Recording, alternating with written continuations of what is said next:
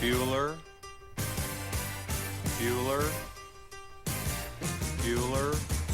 Oh, how'd you do? I passed, but I failed. Yeah! Well, then I'm happy and sad.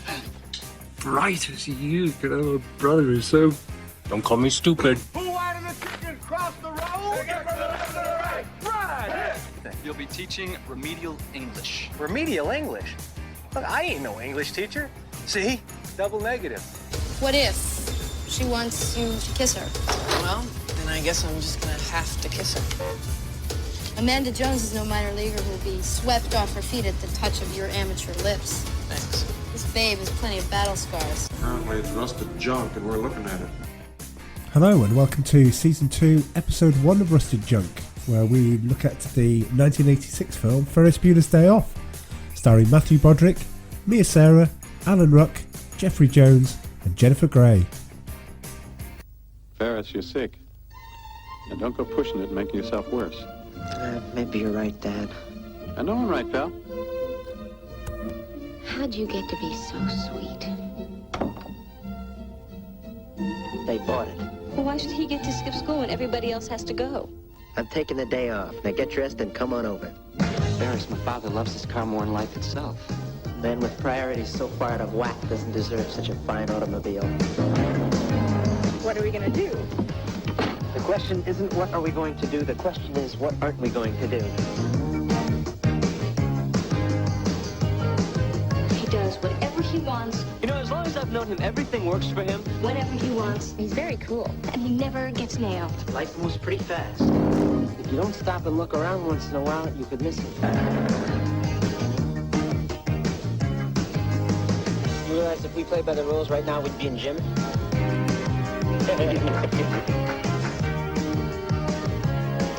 What is so dangerous about a character like Ferris Bueller is he gives good kids bad ideas. Ferris Bueller, do you know him? Yeah, he's getting me out of summer school. They think he's a righteous dude. Hi, I'm Abe Froman. The Sausage King of Chicago. That's me. I can see him denying popular belief, setting off on some impossible mission. I did not achieve this position in life by having some snot-nosed punk leave my cheese out in the wind. You want to get married? Central Park in fall. You mean if I wasn't a fool? Sure. Today, when he looks back on the ruin his life's become, he is going to remember Edward Rooney. Hey, Dougie. It's dead, Cameron. You killed the car. My best friend has flipped out. I got you, Ferris. I think this calls for something bold. I finally got you. Something wet. Oh, he's such a sweetie. They all adore him. Love you, pal. Something wild.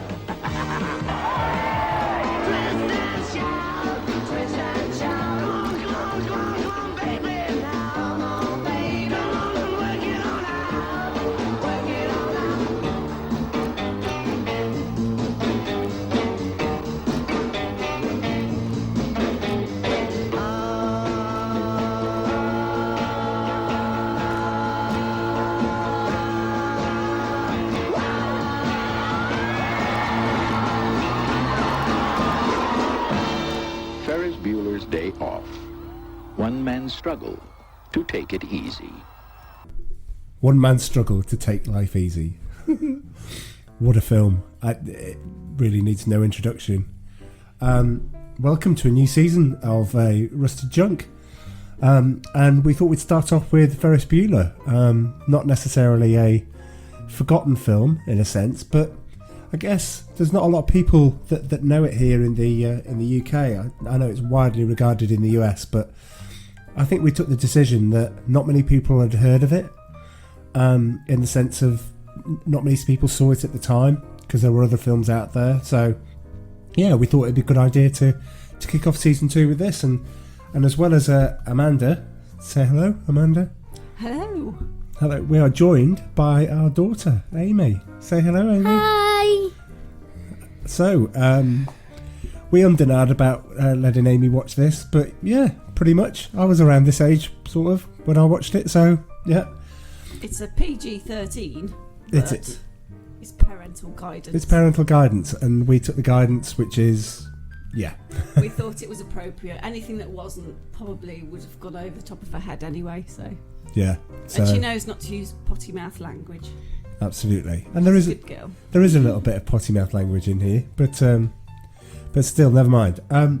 So we start out with the first bit, which is scores.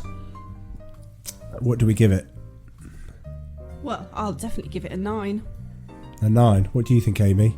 Yeah, same 9. 9. Wow. Okay. Well, it's always been a 10 for me. There are quite a lot of films I've got 10 for. Pretty much, you can't do anything to it to make it better. That's my definition of a 10. It's perfect. It's like The Breakfast Club. It's like Jaws.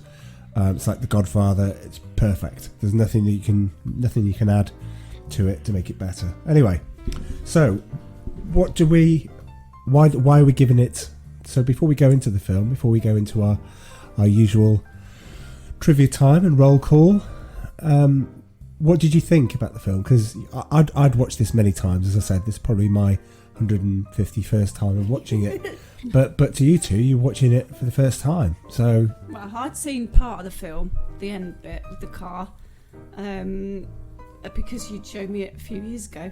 yeah, But I hadn't seen the film all the way through. So for me, I was glued to the screen, and I actually really enjoyed it. What did you think, Ames? Yeah, I was really into it.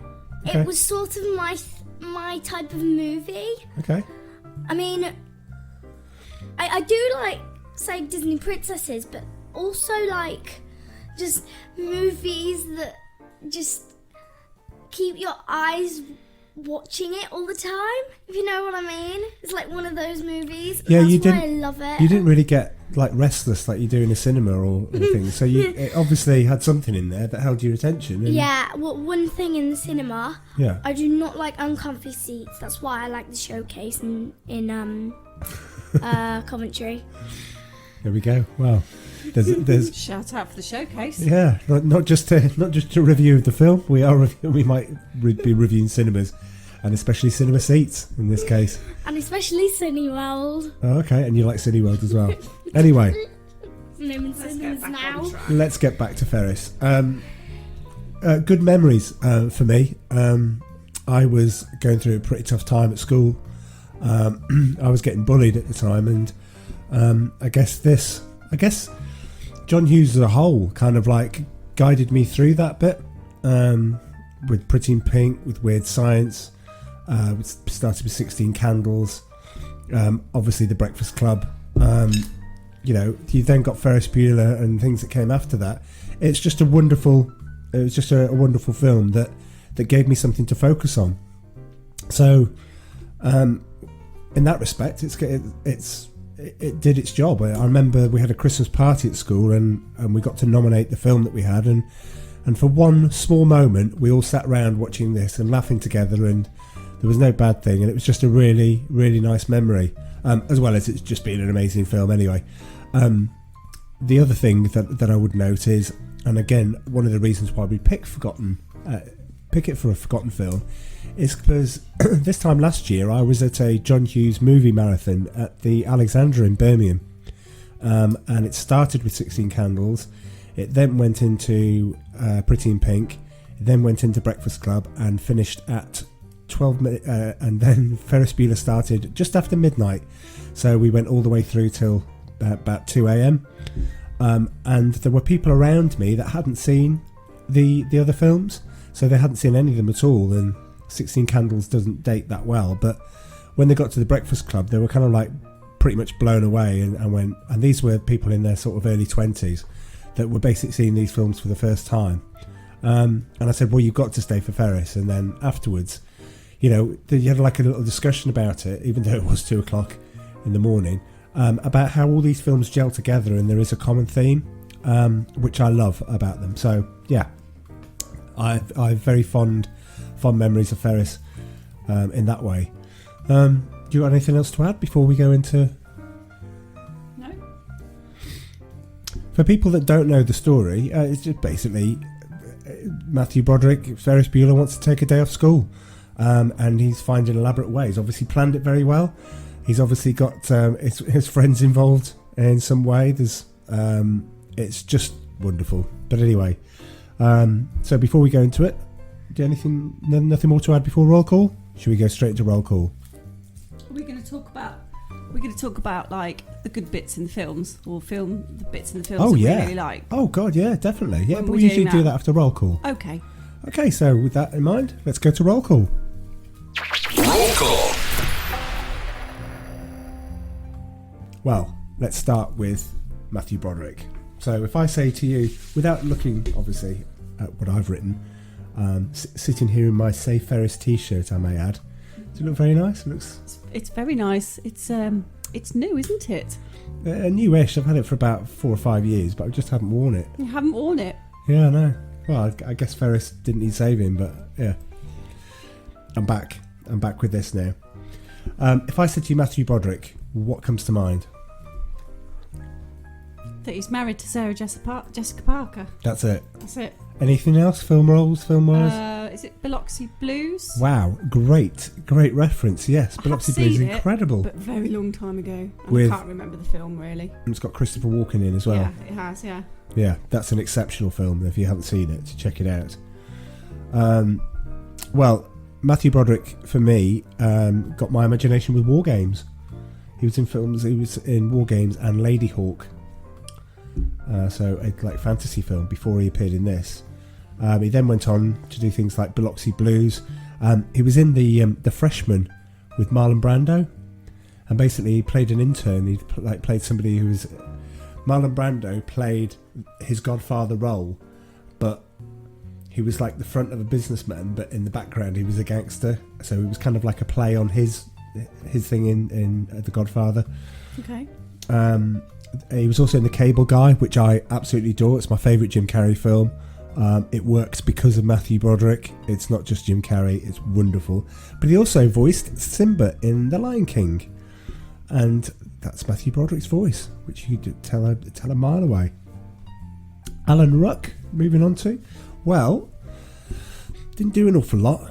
He was Captain Harriman in Star Trek. Who was that, sorry, in the film? It's Cameron Fry. I'm going in order. Right, okay. Yep, and he was in Star Trek Generations, and he's also in Speed with Keanu Reeves. He played one of the people on the bus, who basically just looked like he wanted to help all the time but couldn't do it because he was scared. He played quite a good role in that. So, yeah, Alan Ruck. I'd love to know if other people, because obviously I look at things they've been in and what resonates with me, and I couldn't find anything else. So if anybody knows, like, you know, particular Alan Ruck moments, then give us a shout. And then there's Mia Sarah, who you wouldn't be surprised to know, I was hopelessly in love with in the 80s. So she is famous for starring in Legend with Tom Cruise. She was also Jean-Claude Van Damme's wife in Time Cop. Do you remember Time Cop at all? No. No? Okay. But I was quite... well, let's just say Jean-Claude Van Damme caught my attention. No, it's another Downey Jr. Not quite. Jason Bateman moment, but for different reasons, obviously. Muscles from Brussels. I did actually have a poster of him. Did you? In what pose? He was flying through the air with all his muscles showing. Okay. Wow. Kickboxer then. Wait, you mean John Van Damme Clam? Not quite. No. Oh, I don't know. You won't see any of those films. Jean-Claude Van Damme. Yes. John-Claude Van Damme. That's near enough, yeah. That'll do. That's close enough. He did a lot of sort of hand combat fighting kind of movies. And Time Cop was exceptional. It's very, very good. But a standout in 2002, there was a TV show called Birds of Prey, which basically starred Huntress, who was Batman's daughter, fighting crime, and Mia Sarah played Dr. Harleen Quinzel, who was Harley Quinn, and she basically played the sort of psychiatrist that the characters would come to and talk about these things, and she was the evil person. So she was the psychiatrist by day, she was the evil person trying to bring the birds of prey down. So what film? When was that then? That's 2002. It was a series on the CW network. Oh, so it's not the recent one. No, not at all. What, the one with the Harley Quinn face which says Birds of Prey? Yeah, that's the rather long title. It's Birds of Prey. Call it Birds of Prey. I saw like the cover of it on Plex. Oh, okay, all right. I haven't watched it. But yeah, she was really good in that. She was fantastic. And as a friend of mine would say, she was smoking hot. She was. But Jennifer Grey, well, Jennifer Grey is famous for Dirty Dancing. Nobody puts baby in the corner. That's true. But she was also in Red Dawn with Patrick Swayze. Red Dawn, not Red Dwarf. No, that'd be interesting. I don't know what character she'd play in. Oh, she's quite multi-talented. I do like her. She played Mindy in Friends. So she played Barry's wife in Friends. She appeared in there. Friends. Yeah, I know you're just watching Friends at the moment. You enjoying it as well?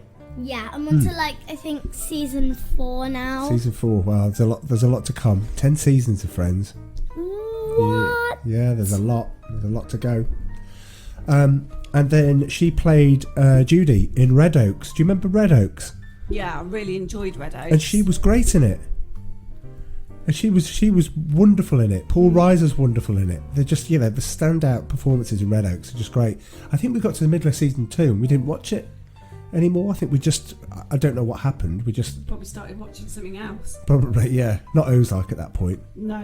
It's way before then. Oh, I call Ozark Noah's Ark. Okay, thank you. Because it sounds similar. Wonderful. So yeah, just Jennifer Grey is great.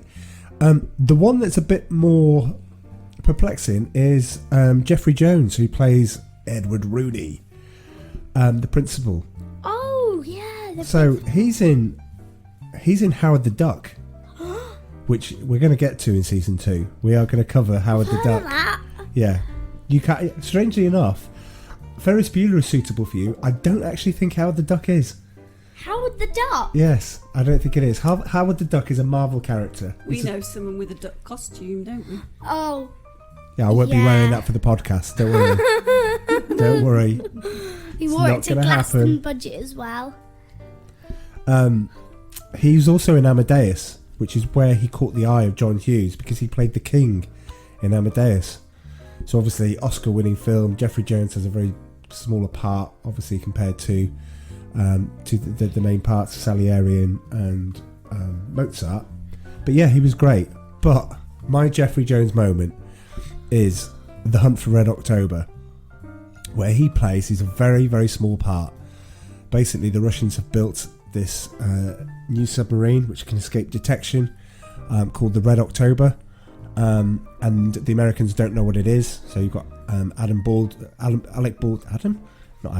No, there's many Baldwins, but no, this is definitely no. It's Alec Baldwin, and Alec Baldwin, obviously playing Dr. Jack Ryan, takes it to Skip Tyler, who builds submarines. He takes it down the shipyard and says, "Can you see these intelligence photos and tell me what they are?" Anyway, he's only in it for probably 4 minutes, but those 4 minutes you remember Jeffrey Jones, and he's great because he looks at these pictures and then leans back and then goes, "I think they've done it. I think they've actually built it." And he comes out with the line, and I had to write it down. He sits back and goes, "When I was 12, I helped my daddy build a bomb shelter in our basement because some fool parked a dozen warheads 90 miles off the coast of Florida. Well, this thing could park a couple of hundred warheads off Washington and New York, and no one would know anything about it till it was all over." And it's just delivered a great line. And right at the start of Red October, if this is the caliber I'm in for, this could be a great film, and it was. We can't do Red October because it's 1990, so I don't know if that falls in the. I know. Maybe we get onto at some point in our lives the forgotten 90s movies. we got a few 80s stuff to do first. Exactly. And then lastly, we have Edie McClurg, who plays the secretary. Oh, she was funny. Great. Oh yeah, her line was, they think Ferris is a cool, righteous dude. That's not it, but still close.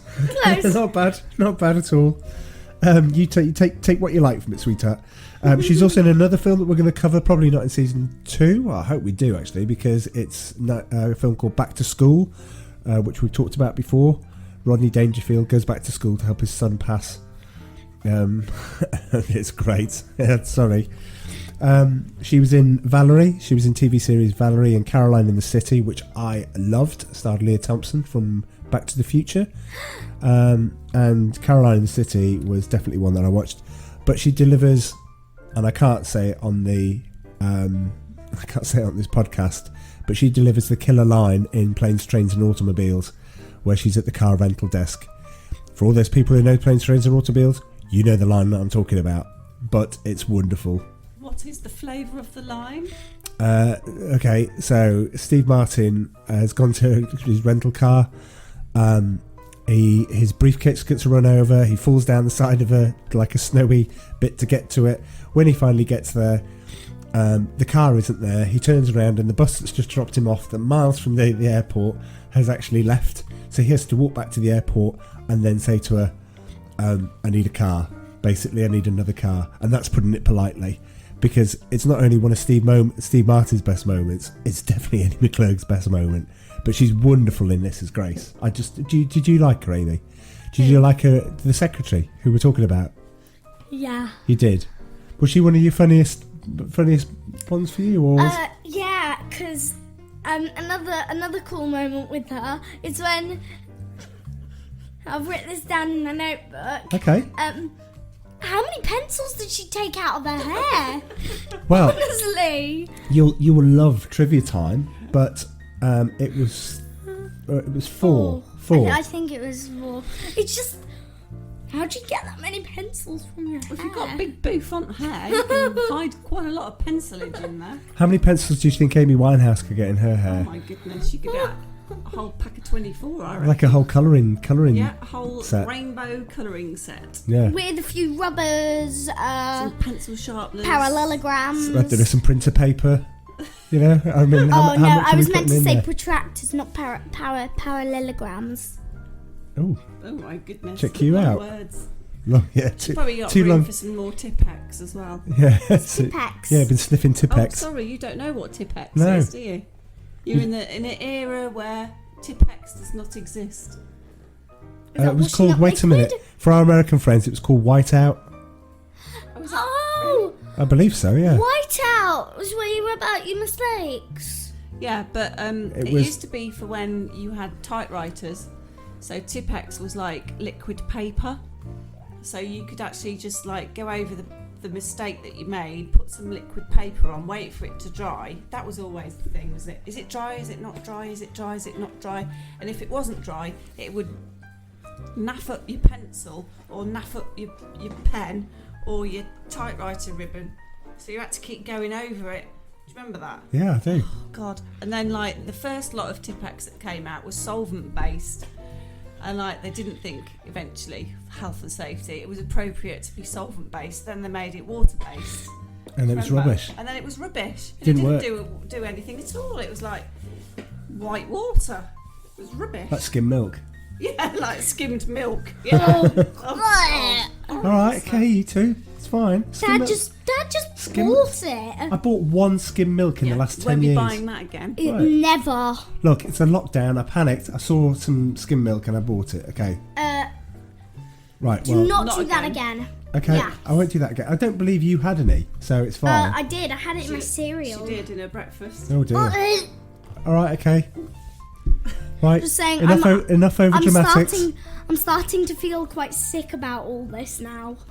All right. Or maybe you need to sniff some Tipex. Oh no, I didn't say that. But you probably don't even know what Tipex was, do you? It was Whiteout. It was only because I've just said it. It was liquid paper. Anyway, that was roll call. Yeah, you. I was just gonna say you're a bit off topic. No, we're definitely on top. We're definitely on topic. Tipex by roll call. Apologies, sweetheart. You don't listen to our podcasts, so you don't know that we do all this and we go off topic We go all the way around the houses. I'm surprised we haven't been talking about pilchards or something by now. Because, I mean, Or it can go anchovies. anywhere. It could go anywhere. Oh, All right, okay. anchovies. Right, so, yeah, that was roll call. Thanks very much. Cheers. So, the film itself. What do you want to take first? What have you got in your notes? Oh, mine's sort of like chronological in the film. Okay, well, really. let's take that then. I quite like the beginning bit where like he was talking about how to fake an illness, and it was it was to fake a stomachache. When you bent over moaning and wailing, you lick your palms. Oh, I was going to come on to that. Oh, sorry. Anyway, yeah, and it was like all these things you should do and shouldn't do, or a phony fever. You don't want a fever because then like they'll get the doctor's office involved, and you don't want that to happen. Yep. Because then you'll be found out. But what really struck me in all this, the fact like his parents were quite concerned about him, and how he was feeling, and like they really sort of like were taken in by this fake kind of illness, was the fact that his mum was saying, "Oh yeah, I'm in the area, so you know the office can call me and I can come home." And you're thinking, "Oh my God, yeah, seriously, this is the days before mobile phones." Yeah. So, and it's like a film. You know, mobile phones weren't a thing. Those back then. pages. Those pages, yeah, but he's not going to have a pager, is he? But yeah, Those pages. and it just really kind of like made me think, oh God, yeah, we're watching a film without mobile phones in it, because now they're almost like an appendage that everybody has. Smartphone, isn't it? But if you're, that's the same with any film. So- Did you say the Godfather? You know, where James Caan gets but what ruthlessly I'm gunned trying down. It would have been better if he'd had his No, what mobile I'm on trying him. to say is about faking an illness. Is it now a lot harder, the fact that people have got mobile That's phones? a good point. Well, you can still ignore your mobile phone, can't you? If you're faking an illness, you're not going to answer the phone, are you? I mean, I don't do it, but I go to work as much as I possibly can. But I mean, if I'm ill and I don't go to work, I'm ill. But people I know will ring up their this is like going back when I worked for the bank. They would ring up at 7 o'clock in the morning, so that it went straight through to the manager's voicemail to say, "Oh, I'm not feeling very well today. I'm sorry, I can't answer the phone. I'm going off to sleep now. I've been up all night." Usually on the toilet, which is always one of those things. And then there's your excuse. But then you didn't answer your mobile. And you said, "Well, you know, I've done what I needed to. I'll let you know that I'm not coming in." But I don't know, you're right, probably. Yeah. Tracking your mobile or something. Because, like, obviously I'm not a teenager anymore with a mobile phone. Maybe this is one for you later on in life, Ames.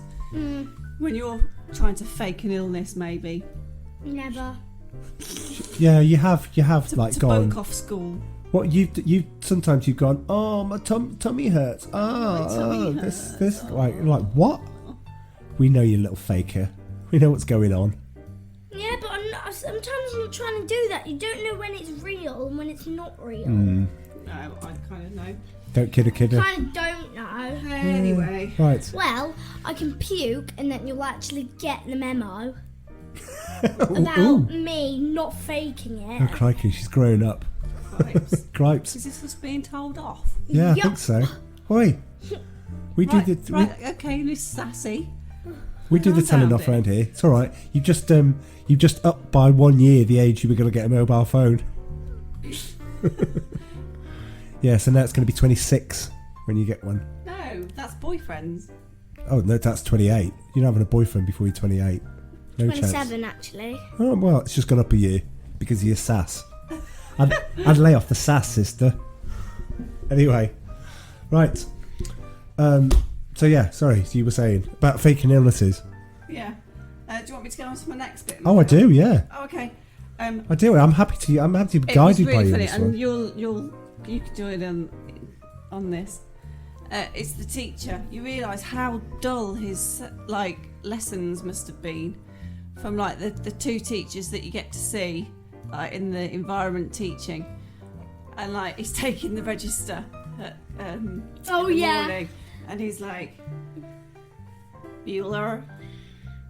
So he says all the kids' names. Bueller. Adamson. Bueller. Adamowski. Yeah. So yeah, you can quote what the girl says. Oh, he's sick. My best friend's sister's boyfriend heard from this guy that knows this kid that's going with the girl that saw Ferris pass out at 31 Flavours last night. Gets pretty serious. I think that's right. It should be right. And then I was in put the on the actual spot. lesson, it was so dull. And he just basically like, anyone? Anyone? And then he says the answer. You gotta forget. Anyone? Everyone in authority in a John Hughes film is lampooned, and John Hughes obviously I don't have anything in that. I've got a stack load for trivia time, but I don't have that John Hughes had particularly bad experiences. I think he must have done, and this is just his way of everyone in authority in his films is lampooned, and obviously it's got to be. I sat through economics lessons and stuff. God, they were dull, and I guess this is his way of getting back.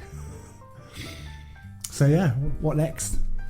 I thought it was quite fun, the fact that like he's obviously a really well liked character at school, but you never see him in the school environment, so you never see him interact with the other kids at school apart from his mate and his girlfriend. So when And his phone call when he's phoning them. Yeah, but like he's not in school, is he? No. So you don't actually get to see how well loved and stuff that he is. It's only because of like the Save Ferris thing and like the fact that they're trying to fundraise to buy him a new kidney, is it, or something? Yeah, where would he be? What if you won a favour from Ferris Bueller one day, huh? You heartless wench. And like the quote was one of the girls was, "If Ferris dies, he's giving his eyes to Stevie Wonder." Not sure he could get away with that today, but still. That was hilarious. It was a good line. I loved that. And then I just really loved it. Do you want me to keep going through? Yeah, definitely. Okay. I think this is working quite nicely. There was an auditor alert. Oh, we're not getting a jingle for it, but auditor alert. Yeah, no, I'll do it. No. There were three, in fact. Three auditor alerts. The first one was when they faked like the death of what's the name? Grandfather. What's the name? His girlfriend? Oh, Sloane. Oh, Sloane. Sloane Peterson and her father George Peterson. Yeah, they faked the death of her nan. It was her nan. Grandmother, yeah. Yeah, and the fact that George Peterson is calling the school. Yeah. And they don't check that it's him. They just assume that it is him because he's calling the school. Why wouldn't they? Because They've probably never spoken to him. yeah, but School knows what you sound like. They okay. probably know what I sound like, but yeah. Anyway. Okay. Yeah, and then Ferris is online too. So they think, oh my god, it's actually George Peterson calling, because it's basically like given this conversation as if it was Ferris on the other end of the phone, and he was like, Yeah, if you just produce a corpse. yeah, asking him to wheel the grandmother in. Yeah, just roll our own bones in here, and I'll dig up your daughter. Oh yeah. That's just popped into my mind. Okay. When I don't know if this is further on in the movie, but when he called us George, then what happens? Don't know. Should we come back to that? Wait, Because obviously we want the flow. Yeah, I got it. So George Peterson calls, and then principal thinks it's Ferris Bueller, but instead it's Ferris Bueller's best friend, Cameron. It's Cameron that's playing George Peterson. That's right. and then Ferris calls at the other end. Well, That's what we technically the other end of the phone. What we just said. Yeah. And then It's great. And then Thanks. just Okay. Thanks. Right, moving on. so cool. Oh, I love it. One of the other things that I thought was a bit funny was the way he put the dummy in the bed. So when you open the door, when the rolled mum comes home, because she's told by Ed Rooney that he's been off 9 times, which obviously ends up being 2, because Ferris hacks in, kind of like War Games. He hacks into and turns it into 2. So she has in her head 9 times he's been off school, so she goes home to check. So yeah, that's the bit. Yeah, and like she doesn't realise that like the arm of the dummy is like really, really dark brown. No. And it's not Ferris's skin colour. So it's like, oh, okay. She hasn't even noticed that then. Okay, that's fine. Another auditor alert. How's that an auditor alert? Auditor alert. Auditor alert. Yeah, but how's not noticing that it's a dummy in the bed an auditor? No, that's not it. Oh, I thought that was the auditor. No, I thought you were doing 3 auditor. Right, okay. The second one. Okay. Was Abe Froman, the Chicago Sausage King. Sausage King of Chicago, yeah. So yeah, just felt that, you know, it wasn't really quantified at all. Well, I think, you're right. They didn't do the callback to find out that they were the right, and they would have called the number. Yeah. But then, if in your world we update Ferris Bueller with mobiles, all he does is call Abe Froman's mobile, and if it doesn't ring anywhere, Abe Froman isn't there. But all he has is probably the number of his office, and he can't call that because Abe's standing in front of him. I don't know. Well, I don't know. No, true. Okay. And then the flip-up sunglasses. Oh my god, they were horrendous. So the principal's looking for Ferris, and he flips up Jeffrey Jones, flips them up, and they're just so uncool. It's just a frame, and then it's just like the glasses bit are like these flippy floppy kind of like lenses. No, you didn't. Right, okay, wait a minute. No, I didn't have a pair of those, but Ducky, aka John Cryer in Pretty in Pink, he has a pair of round sunglasses which flipped up on like a hinge on the top of the glasses, and I wanted to be Ducky so much that on a rare trip in the 80s to London, I went to Camden Market and I bought a pair. Oh my god, that's really sad. Yeah. You didn't wear them, did you? Oh no, I bought sunglasses to just hide in a drawer somewhere. So yeah, I did. Oh no. Oh, wait a minute. I've got another crime, a fashion crime when it comes to Ferris Bueller. Can I mention? Well, should I mention it now? Well, I'm not really sure what you're going to mention. You know his beret? Oh, you didn't? Yeah, I kind of did. I bet you look more like Frank Spencer. I think at that point, obviously being the size that I was more like Star Wars kid, trying to put on basically Star Wars kid. For those people that look it up on YouTube, he's a rather large kid.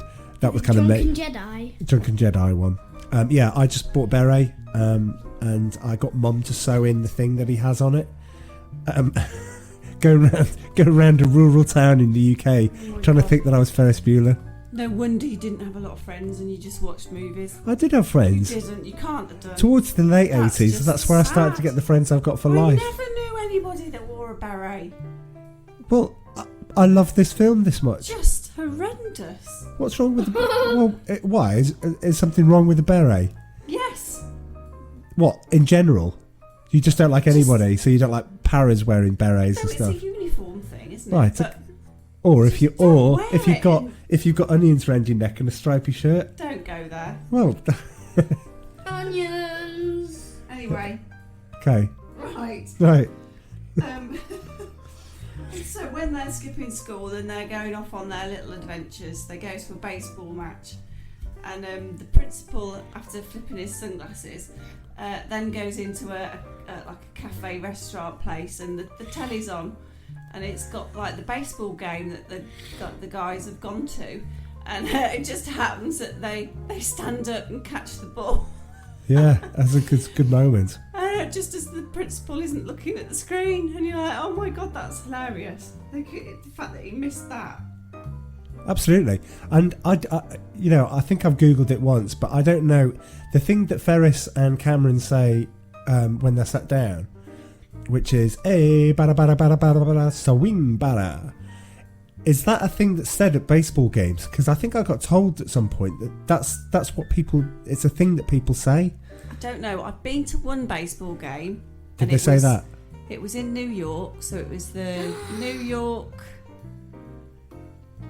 Jets, I think it was. Was it the Jets? Yeah, playing with the Baltimore Orioles. And it was back in the 90s, and the two just did not like each other at all.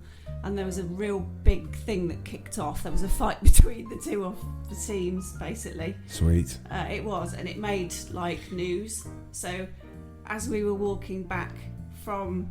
I don't see you on the front page. No. It made sports news. So I actually have a paper of the game that we went to. Wow. Like when it all kicked off, because it was such a rare occurrence for this to happen. I've never been to a baseball game. I can imagine if I did go, like cricket, basically. Yeah. If I went to a baseball game, I'd want to see them kick off with each other. Oh, it was amazing. In the same They room. all like piled out the dugout. It was brilliant. That's what I'd want to see. That's the same reason that people watch Formula One. They watch it for the first two laps and then go, "Oh, nobody's crashed, right, turn it off." I know people that just watch Formula One. They watch to see that first bit, see who nudges who and who gets off and whatever else. I can't remember if it's the Jets or the Knicks in New York. Anyway, I'm sure our US listeners will contact us. Yeah, they'll and say, me. "Pardon me." Right. Okay. Another auditor alert. Well, it's not auditor, but it's just a security alert. Why on earth have they got such a massive, ginormous dog flap? Obviously, the dog's big, but there's no security on it. It's just a flap. So it's enough. Yeah. Crawl in. Jeffrey Jones could crawl in. Yeah. So if it's big enough for him, you just get some kids that come in. However, the dog's there. That's true. Yeah. Let's put it this way. If I put my head through there and saw that dog, yeah, I'm not going in that house. But what happens if the dog's got to sleep at some point, surely? True. So, True. Yeah, you're probably right. Yeah. Good auditor alert. Well, we had two Rottweilers, in fact, when I was growing up. They were brilliant dogs. Didn't have them together. We had one, and then after she died, after 6 years, we had another one. But they were completely different characters, but beautiful dogs. Absolutely lovely. Really lovely dogs. But they both loved my dad. They were like, Dad never fed them, he never walked them, but to them, Dad was like the patriarch of the family. He was. Well, he was. Your dad was a very strong character. Alpha male. Yeah. So yeah, that was quite interesting. I think Mum got a bit annoyed about that. She was the one that used to take them out for walks and fed them. Oh, anyway. Okay. Yeah. One thing I did notice at the end of the film, the fact that Ferris was loved so much and like had all these flowers delivered and stuff, because everyone was out during the day, including Ferris. How did all the flowers get in the house, up the stairs, and in the hallway? That's a very good point. How did they get there? I think the door was just left open. Yeah, but if you deliver something, you don't like arrange it all in the hall and stuff, do you? Maybe Ferris was test driving a Ring doorbell prototype. Yeah, but he did though, because he had a recording, so you couldn't come to the door. Hello. I'm sorry, but in my weakened condition, I might fall down the stairs and cause myself further school absences. Amazing. Oh dear. Yeah, so... And then, like, the car versus Ferris race home, that has to be a classic. It is a classic. It is a classic. It is a classic, and one of the things I think, when we go into trivia time, it's probably a good idea to go into trivia time a bit quicker than we thought. Not just yet, but we can discuss some of the other points in the films, because some of the things you're talking about, I didn't know when I looked up this trivia. I didn't know, and so when you talk about that iconic scene at the end, I now have this little thing in the back of my head going, "Oh yeah, but there was that, and this is what happened." You're right, it's iconic. It's been recreated for the Domino's advert, which you can go on YouTube. You can even do a side-by-side comparison. Yeah, that's just, it's glorious. So for me, Are we going to talk about trivia and then talk about the film again after? Or are we just going to talk about the film now? I think I know where you. I think I know where you're going with this one, and I think we should do it before trivia time because it's always a good time. And I think the question that I'll ask you, and then you'll provide the answer because I think that's where you're going. Is this a film about Ferris? No. Right. So what is it about? It was quite interesting because I thought, oh, it's just about a kid bunking school and just like, you know, all the adventures that he's going to get up to. But it isn't. It's about his mate. It's about Cameron at the heart of it. It's about him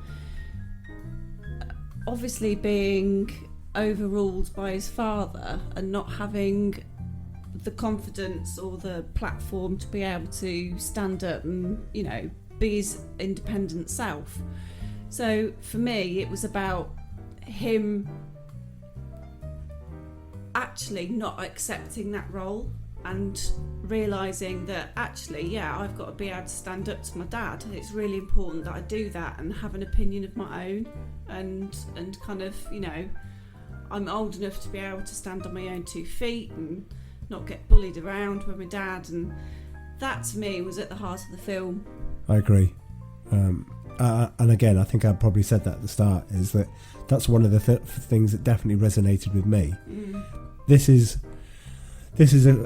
a comedy film. This is one of those films where I'm like, oh yeah, Ferris, yeah, I remember that. Oh, it's very funny. But there is that all the running all the way through. Yeah.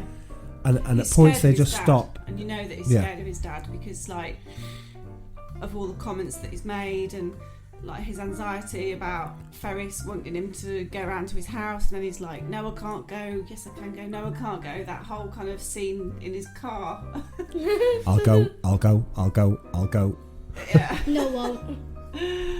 So you can see that he's a guy that doesn't make decisions very easily, but I think at the end, yeah, it was.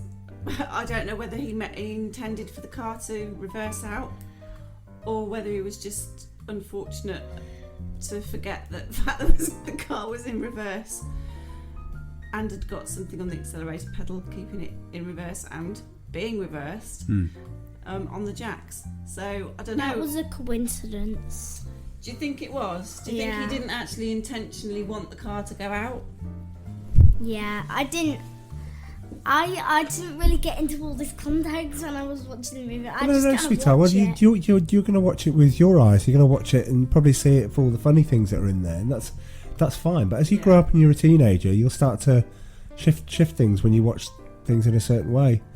To add to that, John Hughes has form in near enough every film. I know we said Authorities Challenged, but let's go back to The Breakfast Club. We've got Emilio Estevez's character in that is basically the wrestling champ that can't stand up to his dad, that's constantly telling him, you've got to eat this, you've got to work out, you've got to do this. You know, he's going to stand up to his dad by the end of The Breakfast Club. In Pretty in Pink, Molly Ringwald's dad, played by Harry Dean Stanton, he's basically lying about having a job and she has to stand up to him.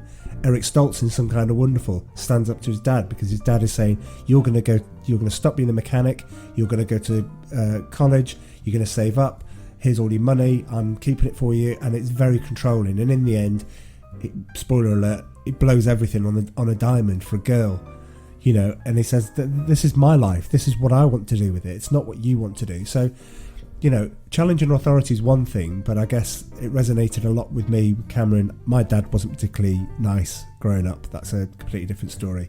I'll save that for the psychiatrist podcast. But yeah, we don't have one, and we're not getting one. But yeah, so it resonated with me. And you just look at Cameron, and my mum was lovely. Obviously, I don't think Cameron was getting love from anyone. But yeah, he finds himself in the end. I did read online, there's a theory that Ferris Bueller is a construct, is imaginary. It's all in Cameron's head. It's weird. I didn't really pursue it any further, but yeah, there is a conspiracy theory out there that says the whole film is basically all in Cameron's head because he wants to have that joy of being somebody like Ferris, and he can't be. It doesn't work really when you start reading it, but it like doesn't work because they put Ferris on the water tower. Yeah, but it's all in his head, so obviously they'll all be saving Ferris. Okay. Did you have anything else before trivia time? Because we could go into... Yeah, I did. I Okay. think it was quite poignant, especially for the times that we're in at the moment. On reflection about the fact that we're having isolation and, you know, we've got the virus around at the moment. It was actually quite poignant because I didn't realise it at the time when I was watching the film, but I did when I was thinking about the film afterwards. And the quote, one of the famous quotes from the film, I've said it before and I'll say it again. Life moves pretty fast. If you don't stop and look around once in a while, you could miss it. And I think that is really quite poignant for now. Yeah. Because there's a lot of people that have had to press the stop button from their usual routines. And, you know, we're already seeing, you know, the help your neighbours kind of attitude and being a bit more community friendly, and I think that is really, really quite important. I think we've, you know, the old World War II spirit in the UK and, you know, perhaps everywhere else, we've kind of missed. And I know it's not the same now, but those fundamental things about looking after each other, I think that is quite important. And this film has actually hit the nail on the head. You have to stop and you have to look around once in a while. You don't want to miss it. No.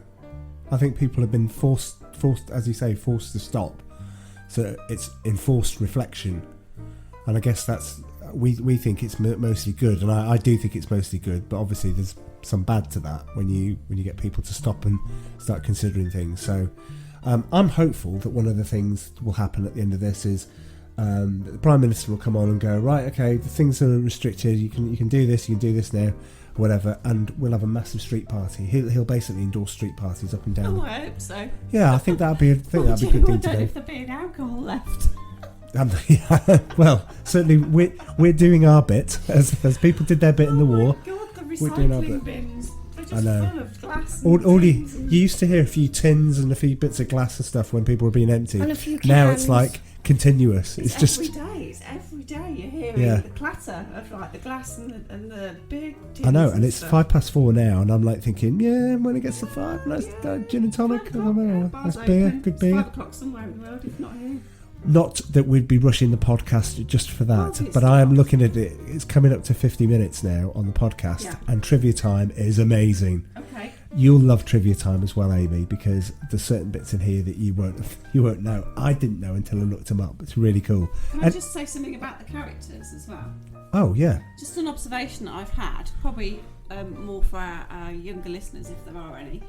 If any of you have watched Stranger Things, absolutely brilliant series. Have loved that, and each of the seasons have had a different feel from the others. But what struck me was that Sloane Peterson, she actually reminds me of the girl that plays Nancy Wheeler in Stranger Things, Natalia Dyer. okay. And Joe Keery, who plays Steve Harrington, who's supposed to be like her on-off boyfriend in Stranger Things, he actually did a Domino's advert recreating... Was that him in the Domino's Yes, advert? Yes, right, okay. Recreating Yeah. the running through all the gardens Yeah. scene. It's very good. Oh And it's yeah. brilliant. He's the, I think what she's talking about. I think that guy. I think he plays Ferris in it. Yeah, he's supposed to, yeah. He's supposed to play Ferris, yeah. But the Just thing is, recreating I it. actually thought, without even looking at anything first, I thought, oh my god, she reminds me of the girl out of Stranger Before you made Things. the jump on the Domino's advert. Yeah, and Right. then I saw the Domino's advert and I was like, oh my god, that's a bit weird, that's coincidental. Anyway, I looked up and actually the brothers who make the Stranger Things movie have said there are similarities in the characters. Wow. And Charlie Heaton, who plays Jonathan in Stranger Things, is supposed to be Cameron's character. Oh, right. Wow. Yeah. Okay. That's really cool. It was like, wow, that's really Is this your lead in to trivia time with trivia of your own? Maybe it is. I like this. There we go. I like this. Right. Play trivia time. Trivia time. Well, after that, I love our jingle. It's a great jingle. So there's lots. There was so much that I had to narrow it down to 3 pages. But don't worry, won't take too long. We can race through them. Hopefully, we'll get a bit of insight from Amy as well on this, on some of them, because it's just when you talk about certain scenes and things behind them. You know, first of all, let's get to the point. How much do you think the car cost? How much do you think that car? Oh. Was it actually a 1961 Ferrari GT California? No, it wasn't. How do you remember all that? I wrote it down. Yeah, Oh. it wasn't. It was. They made 3 for the film, one of which they crashed. But they basically put an overlay over it to make it look like it. It was actually a Spider, I think a Ford Spider underneath it, and they just put that over to just to make it. See, and you think even a car like that, that car, I actually didn't write it down, but I do remember the last car that they used in the Ferris Bueller film went in auction, and that raised $300,000. Oh my God! Without being the car it's supposed to be. It's supposed to be. The Ferrari the 1961, yeah. Ferrari GT California. Yeah, sold. How much did it sell for? Is in 2008. Is it the one? In dollars or pounds? In dollars, please. Dollars. Oh, is it like? There were only 250 made. 100. Oh, 100. Oh my goodness. Wait, is this the one that not crashed? Yeah, this is right. Forget the ones. The film. It's the car it's trying to be in the film. In real life, they couldn't use this expensive car in the film, which is why I just said they made up 3 to look like it in the film. And one of those, there was a replica sold for $300,000. So the real car that they couldn't use, how much did that go for? Oh, there's only 100 made. Yeah. If 100 still exist. Right, come on, just give me a figure. I'll say $2 million. He went for $10,976,000. That's how much the car cost, and that was the most expensive car sold at auction in the world to that date. It wasn't Chris Evans that bought it, was it? No, but I think he owns one that's like it. But in 2013, a 1967 Ferrari 275 GTB NART Spider sold for how much at auction? I don't know how many there's made, but I will tell you this: it's over that last figure because it's the most expensive car. It's the most expensive car ever sold at auction, and that was 2013. We got to guess the amount. Yeah, go for it. I'm going to say 20 million pounds. Okay, that's more like it. Yeah, Amy. Don't go $500 million again. Don't worry, it's not that. It'll be that much. Quick, just. Yeah. 5 million. 5 million. Okay, 27.5 million. Blooming out. Yep, that's People a lot. actually got that amount of money. Yeah. Well, for cars. Well, when it comes to cars, Was it sold to someone in China? Could be. Anyway, back to trivia time. This is what I've got. During the parade, you see like window washers and construction workers dancing, yeah. and that's great. They were just dancing because while they were filming and doing all of this, John Hughes just went, "Oh, just film them for a bit, and then we'll put it in the movie," which they did. So that was pretty good. Oh, that was cool. Ferris Bueller, the script only took 6 days to write. He was writing it on the set of The Breakfast Club, so he was kind of like doing that in between, and he had that idea himself. 6 days. That's pretty good.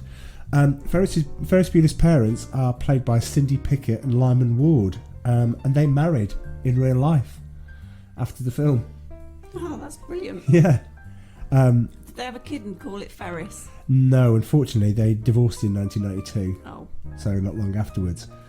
But Matthew Broderick and Jennifer Grey, they got engaged after the film. Oh. So like brother and sister. Yeah. Okay. but they got engaged, and then tragically, approximately a year later, after Broderick finished filming Bloxy Blues, and before Jennifer Grey starred in Dirty Dancing, the couple was involved in a fatal crash in Ireland where the passenger of the other vehicle were killed, and then they split up. And I guess obviously Sarah Jessica Parker came on the scene. But do you remember the scene where Cameron is pretending to be Mr. George Peterson, and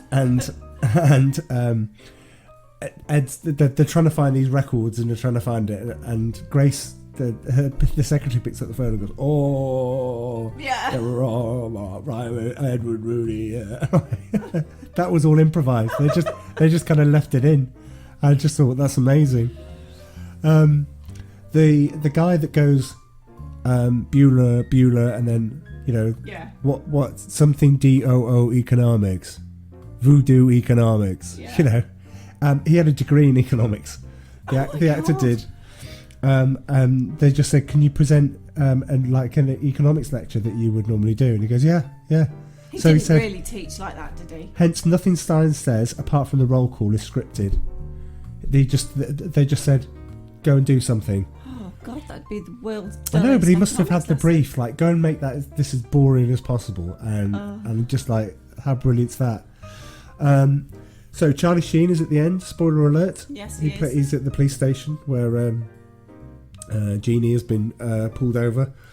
That was basically been making a phony phone call. You had to watch the film, but anyway, it all makes sense. Method acting Charlie Sheen. He wanted to get his performance as the drug addict just right, so he stayed awake for 48 hours before the film, before his scene was going to be filmed. Was all. Well, I think he might have had some help staying up, but still, yeah. So it looks it, because Charlie Sheen looks absolutely shot, basically. In the film, so Ferris and Cameron is supposed to be 18, and Sloane is supposed to be 17. So, how old were they in reality? How old was Ferris? Ooh. At the time? So Matthew Broderick. Ooh. What do you think? 14. You think he was? You think he was 14? He wasn't 14. Was he about 20? Okay. Okay, fine. 22. He was 23. Yeah, and I bet Jennifer Grey was a bit older than. I don't have her age. I only have Sloane, Cameron, and Ferris. So, Alan Ruck played Cameron. 24. Ooh. 22. 22, 24. Great guesses. 29. I know. He was supposed to play an 18-year-old. He says he's always had a baby face. He's always had that sort of thing about it. But in reality, how old was Sloane? Who's Sloane? The girlfriend. Oh, I think she was probably about 18. She was 18. Yeah. Absolutely. Next bit. So, going back to the secretary. In 2010, Edie McClurg told Vanity Fair magazine that her character's hairdo should be from the 1960s. That's what she wanted. Because Grace felt she looked best in the 1960s and kept her look from that era. However, the women's hairdresser on set had been mainly hired to blow out Mia Sarah, i.e. Sloane, to blow out her long straight hair, and didn't know how to do 60s hairstyles. So Edie McClurg teased, set and styled their own character's hair.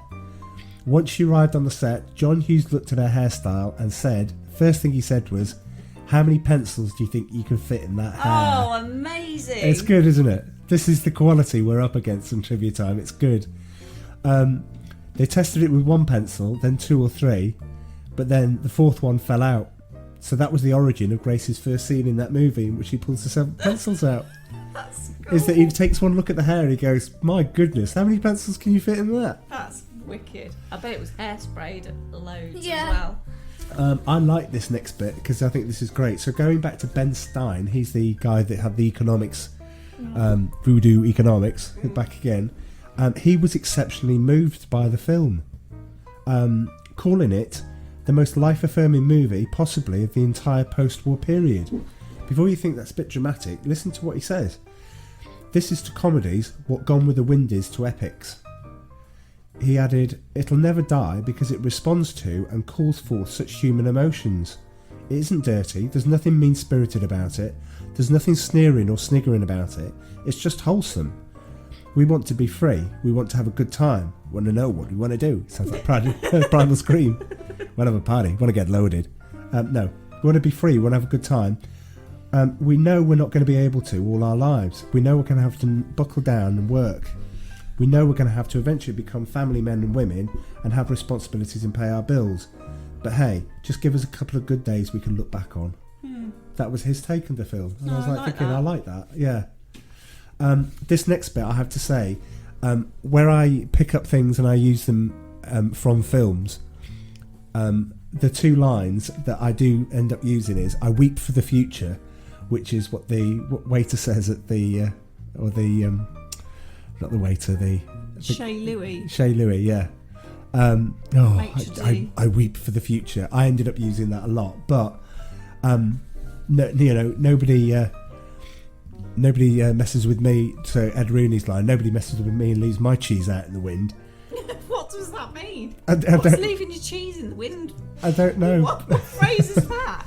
But I always took it to mean, don't leave me embarrassed, don't leave me hanging. And so for years afterwards, I think I still do occasionally go, oh crikey, don't do that, man. Don't leave my cheese out in the wind. Don't leave me hanging. I think it's great, and I end up using it. And that was ad-libbed. John Hughes wanted a comment that was complete nonsense. And so they just made it up. Mean anything. No, well, it does too. It does now. Well, yeah. Amy, you'll love this next one. Okay. So when he says, he's a righteous dude, it wasn't in the script at all. So she goes, the kids all adore him. They think he's a righteous dude. She put that bit in the end, and she ad-libbed it, and they went, keep it in.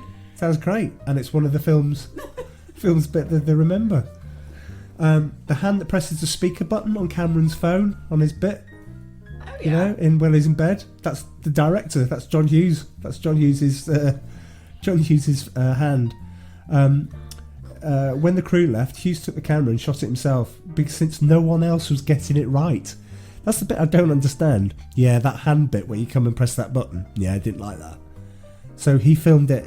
He basically filmed it himself, and it's like, okay. I know you might be a perfectionist, but yeah. This one's great. According to Inside Story, a documentary about it, Charlie Sheen's character name is actually Garth Volbeck. Garth Volbeck. I know it sounds like a Star Wars character. Sounds like Darth Voldemort. Well, could be.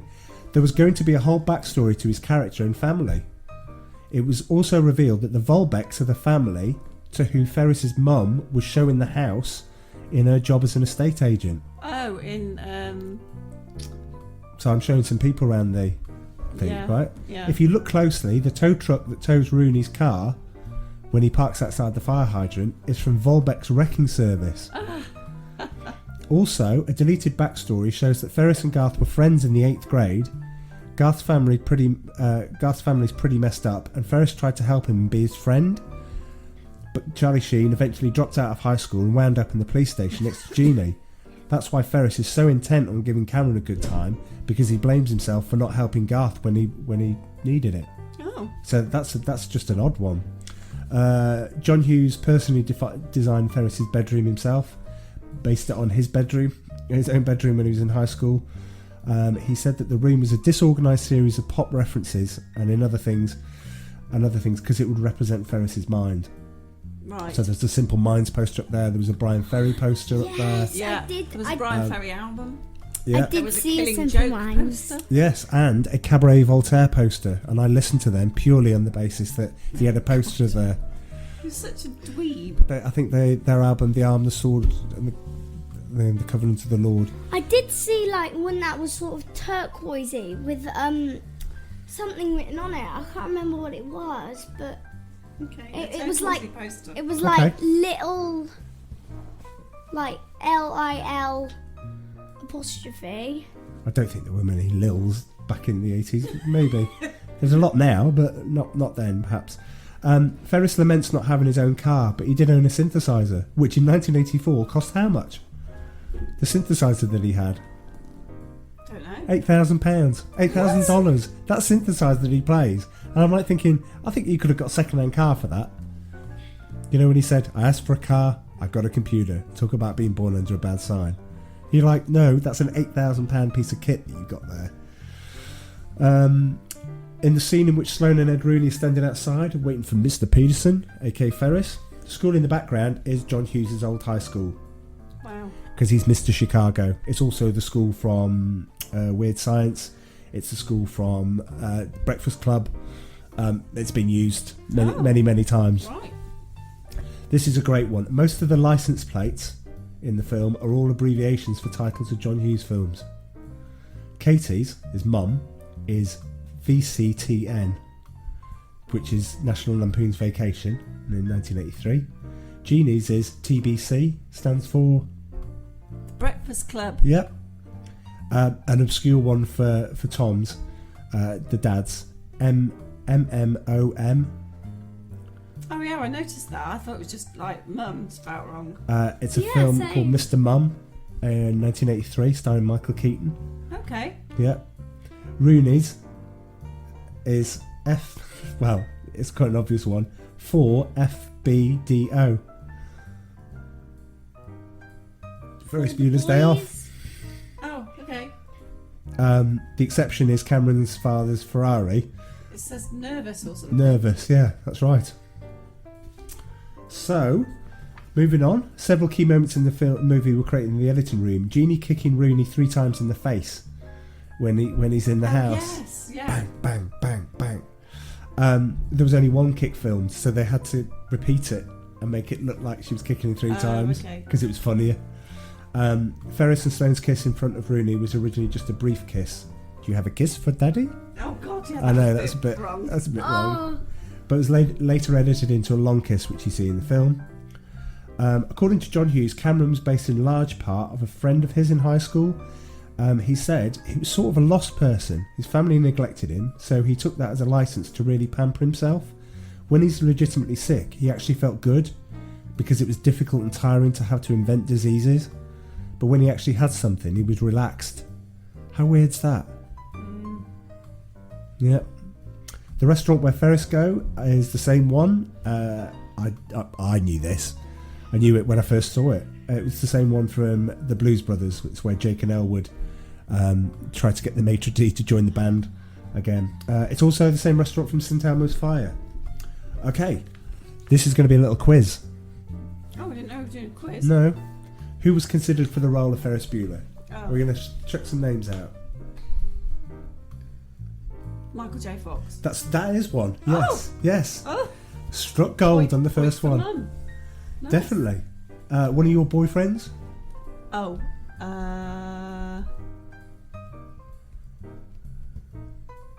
Robert Downey Jr. Who'd been in Weird Science. Yes, was considered. That would have been good. I genuinely think that would have been good. Him as Ferris. Yeah. Also John Cusack, who basically can do no wrong in my eyes. But also on there we've got Jim Carrey. Jim Carrey at that time was doing stuff. Tom Cruise. Yeah, Johnny Depp and Rob Lowe. Johnny Depp? Johnny Depp was considered. The final scene in the garage with the car was shot in early autumn, so each of the leaves on the trees outside had to be hand painted green every morning before shooting. In the shot looking up at the wreck at the 3 friends, so when you look at them, where he says, "What did I do? You killed the car." The yellow tree with most of its upper leaves gone can be seen reflected in the window. You can see it there. You can see that they didn't paint one because they're filming it. Okay, last bit. The parade scene took multiple days of filming. Matthew Broderick spent some time practicing the dance moves. I was very scared, he said. Fortunately, the sequence was carefully choreographed beforehand. We worked out all the moves by rehearsing in a little studio. It was shot on 2 Saturdays in the heart of downtown Chicago. The first day was during a real parade, and John got some very long shots. Then radio stations carried announcements inviting people to take part in a John Hughes movie. The word got around fast, and 15,000 people turned up. Oh my God, that would brought the city to a standstill. For the final shot, I turned around, says Broderick, and saw a river of people I put my hands up at the end of that number and you heard this huge roar. I can understand how rock stars feel. That kind of reaction feeds you, he says. 15,000 people. Oh my god. I wish I was alive in that time, because... You would have gone and seen Ferris. Oh, I would have done just there. Yes.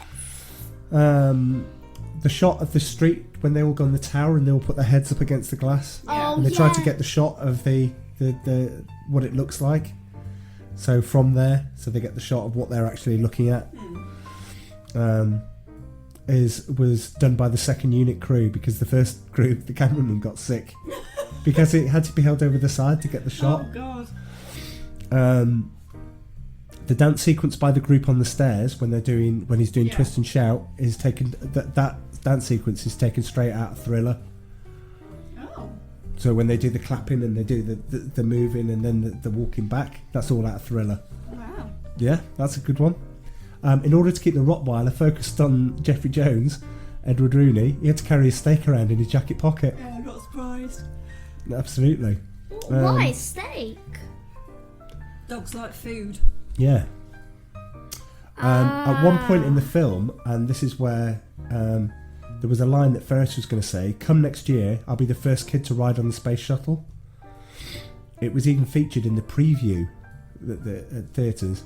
However, less than 5 months before the film's release, the Challenger exploded, killing all 7 on board. Because of this, John Hughes had the preview recalled from the theatres and the line was edited out.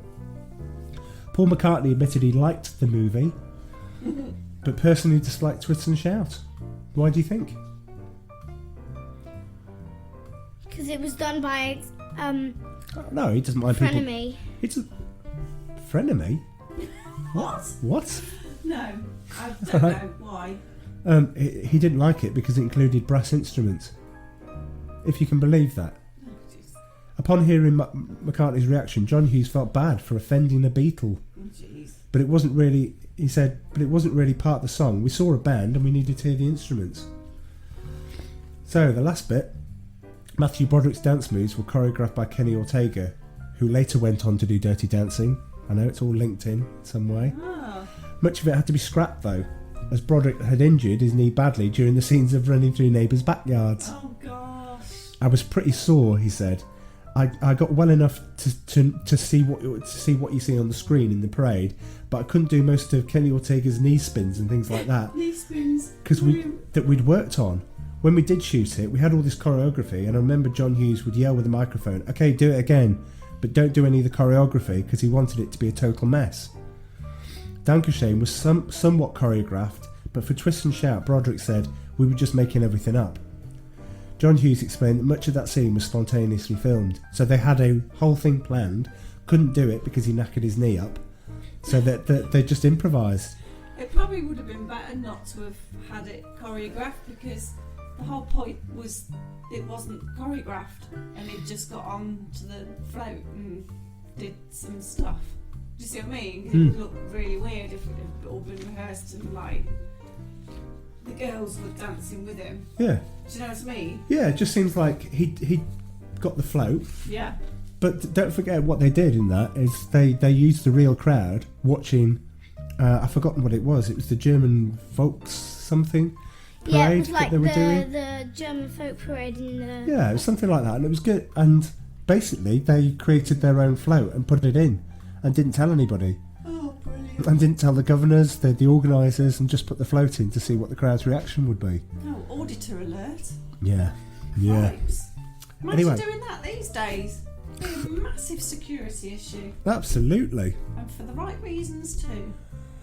Indeed. And that's trivia time. And I guess probably the end of the podcast, in that sense. Wow. So we really like Ferris then, yeah? Yeah. Yeah. Cool. We haven't decided what we're going to do next.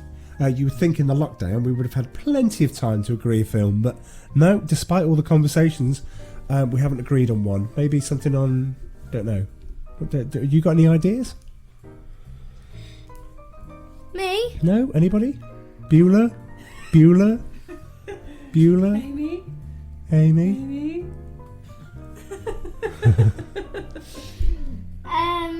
Oh, what's that one with like the green monster? with the guy Shrek? out of Ghostbusters? no.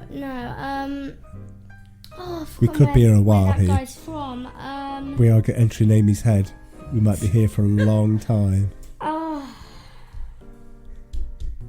10 seconds. It's not there, is it? No. No. All right, okay. Anyway, if anyone wanted to take a guess at that, I'm going to guess Shrek. Mr. Doubtfire. The guy who played Mr. Doubtfire in Pierce Brosnan. Oh, Robin Williams. Yeah, Flubber. Flubber. Mr. Flubber. That's a good shout, but I think that was It is 90s. on Netflix. I think it was in the 90s. Oh. I think. Wait. Mum's, Mum's see, I knew Googling. we couldn't get through a Yeah, podcast. 1997, Ames. Ah, Sauce. so you have to wait until we're in our 60s and doing forgotten 90s films. 60s? Well, we got a lot to cover in the end. There's a lot. God, There's a, I don't think there's like 14 years worth of movies. well, we're doing Yeah. so we do like one a month or so. 12 a year. 120. I've got 170 in the bank. Oh, jeez. So yeah, we'll see you in our 60s. Oh, what a refreshing thought. Anyway, I've loved doing this podcast and I've loved seeing the film again.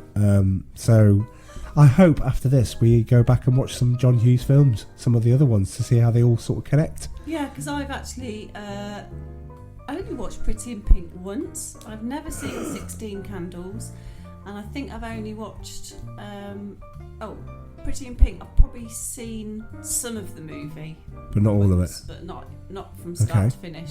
And The Breakfast Club, I've seen it once from start to finish. Seen snips like here and there and stuff, but yeah, maybe we should kind of. There is a film of his called, which I referred to in the pot just now, when he talked about having daddy issues. There's called Some Kind of Wonderful, with Eric Stoltz, and that's amazing. It's a really good film. So I would say that's obscure, but who knows? Anyway, it's lovely for you to join us for the start of season 2. I hope you like the new intro music, which I've got to now go and design. And thank you very much to our little participant today. Despite the fact that she thinks a Ferrari 250 GT California will go for £1,000. £1,000. I'll have 2. Here's £2,000. Can you find me another one? That'd be great.